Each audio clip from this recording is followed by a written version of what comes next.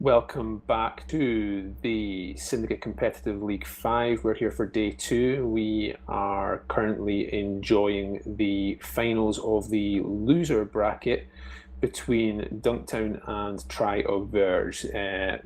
Round 1 was a very close fight, which Tri of Verge eventually took down on points. Kind of the general impression here that Dunktown threw that one away. It changed all for round 2, and we've seen that Dunktown made the comeback there, and in the end fairly comfortably took round 2, wouldn't you say, Alexiev? Yeah, it was a complete blowout, and in so many ways I would call it a flawless match on Dunktown's part. They had this match even from the ban phase. They completely out-metagamed Tri-Verge and forced them into a turret-reliant team, essentially, or figured they wouldn't pull a missile team. And then they brought out something that we haven't seen all weekend, or really any Alliance tournament, a triple Sentinel, triple Navy Harbingers, which I thought was a really odd choice, but the extra mid slot that the Navy Harbinger nets you, it seems they invested it in dampeners, and you could see from the control bar on that match, it was just off the charts.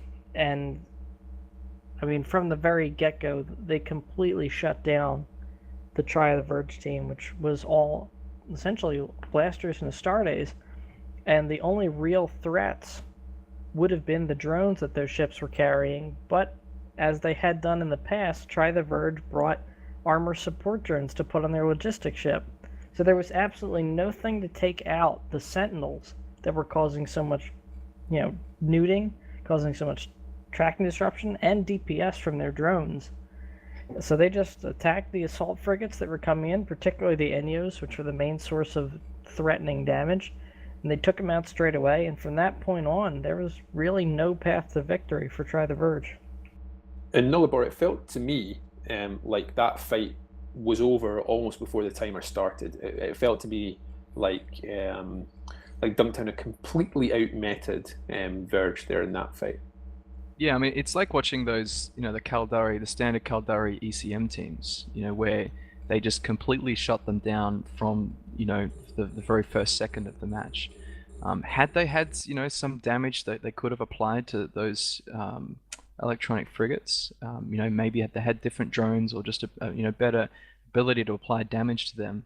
As soon as you start losing some of that E-War, then it breaks apart. But they had full control from the beginning, and they maintained it throughout the course of the match. And it was awesome to watch. Amar Victor, I love Amar teams, and I think they absolutely deserve to win that. So before we go any further, ships are landing on grid, teams are getting ready, so let's grab some predictions. Etern, who do you think is going to take this one down? I think Dunktown's looked like really strong through the entire tournament, and they really dominated that last match, so I'm going to go with them. Alexiev, who have you got for this one? That last match impressed me so much. I got to go with Dunktown here. Nullarbor, you're up. Who have you got? Yeah, Dunktown. They have the coolest name. They've been bringing out some, interesting setups. So absolutely them for me. Yeah, I would love to be able to go against the other three, but I really can't in this one. They've got a cool name. They've showed that they can fight on the field. I'm absolutely pumping for Dunktown on this one.